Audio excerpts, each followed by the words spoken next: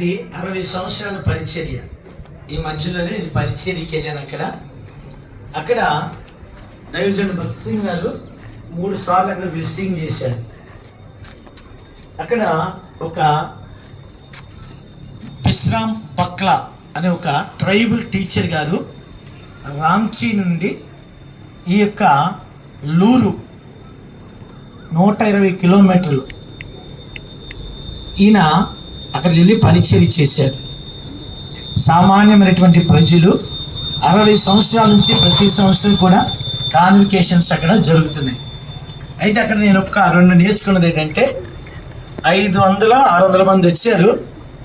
బాత్రూములు మగవాళ్ళకి 3, ఆడవాళ్ళకి 3. అయితే స్నానం చేయడానికి బాత్రూములు పైన కూడా లేవు.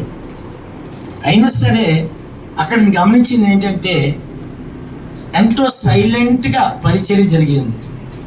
అక్కడ పెద్ద భోజనం పెట్టలేదు, పప్పులోనే 4-5 రకాల కూరలు. ఆ ఆకలి కొరకే వారు ఎంతో చాలా జాగ్రత్తగా తిన్నారు వచ్చారు. అయితే అక్కడ టోఫో గారని ఆయన మంచి దైవజనుడు, ఆల్బస్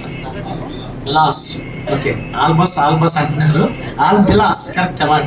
అక్కడికి వెళ్ళినప్పటికి అందరూ ఆల్బస్ టోపు అంటే బిలాస్ టోపు. ఓకే. తర్వాత ఆయన అక్కడ ఈ మధ్యలోనే ప్రభువునందు ఆమె ఆ సహోదరి నిద్రించింది. అయినా సరే ఎంతో నమ్మకంగా చక్కగా పరిచర్య జరిగింది.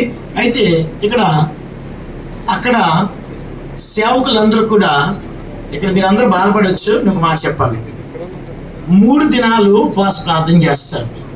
అక్కడ కాన్పూర్ జెర్మీ అంకుల్ ఉన్నారు. ఆయన చాలా సీనియర్ గాడ్ సర్వెంట్. అక్కడ అలా కూర్చున్నాడంటే 80 పైన ఉంటాయి. అక్కడ గమనించింది నేను, మార్నింగ్ 6కి అంతా స్టార్ట్ చేస్తారు ఫాస్టింగ్ ప్రేయర్, సాయంకాలం 5 గంటల వరకు 3 దినాలు జరుగుతూ ఉంది. కానీ అక్కడ అంత యూనిటీ ఉంది, అంత ఆత్మ ఐక్యత ఉంది. కాబట్టి ఆ పరిచర్య కొరకు మీరు ప్రార్థన చేయండి. నేను ఒక నేర్చుకుంది ఏంటంటే, మనము బాత్రూమ్లు బాగున్నాయా, పరిచర్య చేయాలంటే లేకపోతే ఇది పెట్టాలా అది పెట్టాలి, లేకపోతే చాలా మంది ఏమంటారు మీ బాత్రూమ్లు బాగోలేదు, మీకు ఇది బాగోలేదు. ఆ మిద్ది మీద నిద్దేశారు. 50 సంవత్సరాలు లేదంట, మట్టి గోడల మీద నిద్దేశారు. చాలా ఉంటుంది. కాబట్టి నేను మీ అందరికీ వందనాలు. మీరు ఈ స్థలానికి వచ్చినందుకు ఎంతో వందనాలు. మీరు చేసిన ప్రార్థనలకు వందనాలు. మీకు సరైన సదుపాయం కల్పించకపోయినప్పటికీ కూడా మీరెంతో మా మధ్యలో ఉండి మాకు ఇచ్చిన సంతోషాన్ని బట్టి, సమాధానం బట్టి మీకు ఎంతో వందనాలు. ఆ లూరు పరిచర్య కొరకు మీరు ప్రార్థన చేయండి.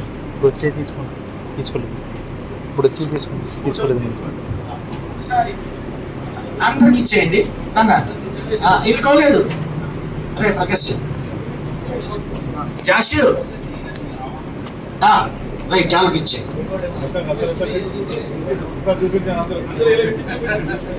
అది అసలు